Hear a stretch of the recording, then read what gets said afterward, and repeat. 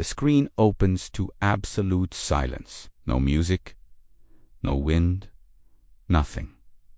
Just darkness. Slowly, the faint sound of an old elevator motor begins humming somewhere in the distance, metal cables straining, gears turning with a tired mechanical groan. A dim fluorescent light flickers on above an empty hallway. The image looks like security footage. Grainy, desaturated, cold. A red rec icon blinks in the corner. Timestamp, 2:41 a.m. The narrator speaks in a calm, controlled tone. Hospitals are supposed to be safe places. Bright light staff awake all night.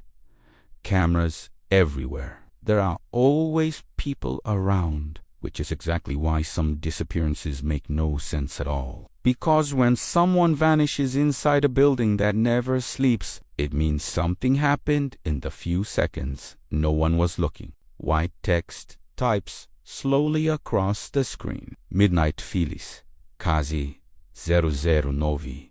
The elevator hum suddenly stops. In March of 2023, St. Mary's Medical Center in Illinois hired a temporary night shift nurse named Olivia Kane, 27 years old, recently transferred.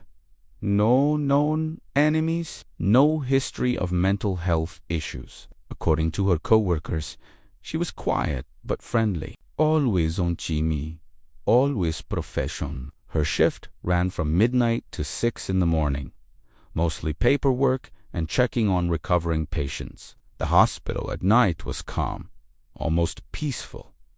Machines beeping softly. Distant footsteps, fluorescent lights buzzing overhead.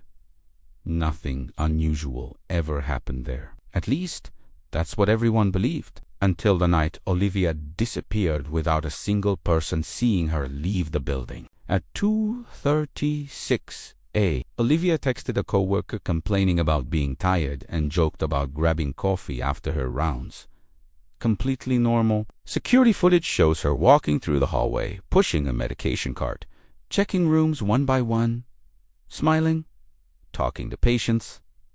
Everything routine. At 2:41 a.m., she steps into the staff elevator alone to go down to the pharmacy level. The doors slide closed. That's the last confirmed moment anyone saw her. Because when the elevator doors opened 30 seconds later on the lower floor, the elevator was empty. The cart was gone. Olivia was gone, and no one saw her step out. At first, they assumed she exited during a blind spot in the camera angles. Maybe she got distracted. Maybe she walked into another corridor. But when security reviewed the footage, something didn't add up. The hallway camera outside the elevator clearly shows the doors opening.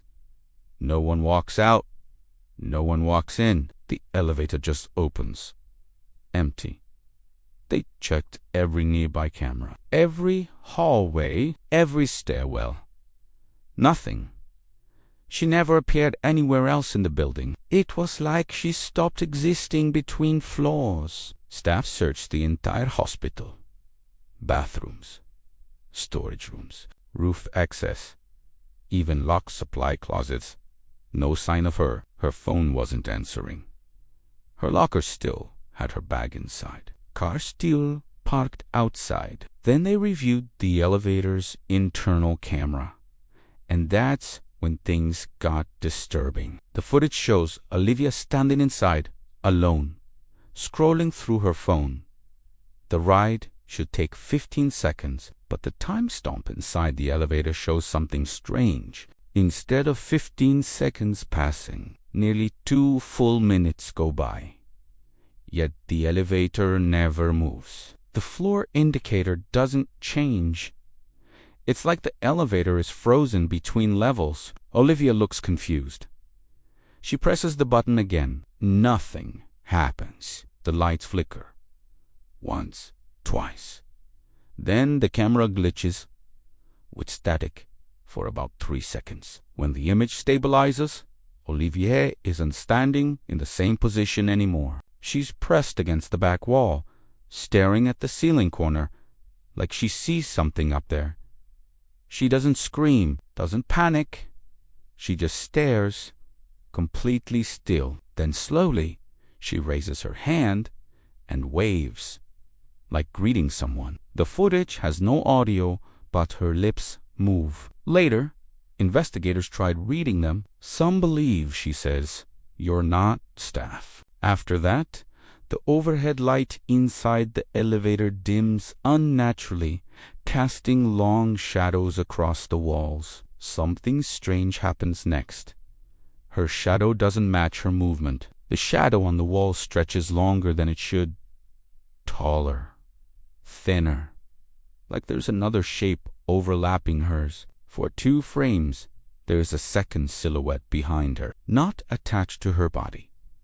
Slightly delayed, moving independently. Then the camera distorts again. Heavy static. When the picture returns, the elevator doors are opening on the lower floor, and the elevator is completely empty. No Olivia, no cot, nothing. Maintenance checked the elevator shaft immediately. No damage. No gaps big enough for a person to fall through. No blood, no clothing, nothing. The elevator never malfunctioned according to logs. No emergency stops. No unusual pauses. Officially, the ride lasted exactly 15 seconds, but the camera recording clearly shows 2 full minutes passing inside. A time discrepancy no one could explain. Engineers replaced the entire camera system thinking it was corrupted, but the original file remained unchanged. 2 minutes of footage inside a 15-second ride. Days later, something else surfaced. A patient recovering from surgery on the lower floor reported seeing a nurse standing in the hallway at 2:43 a.m., facing the wall, not moving. He assumed she was on break, but he remembered something strange. Her uniform looked outdated, like an older hospital design from years ago, and when she turned slightly, he said her face looked wrong, not injured, just unfocused, like she wasn't fully there. When he blinked, she was gone. Security footage from that hallway shows no one there at all.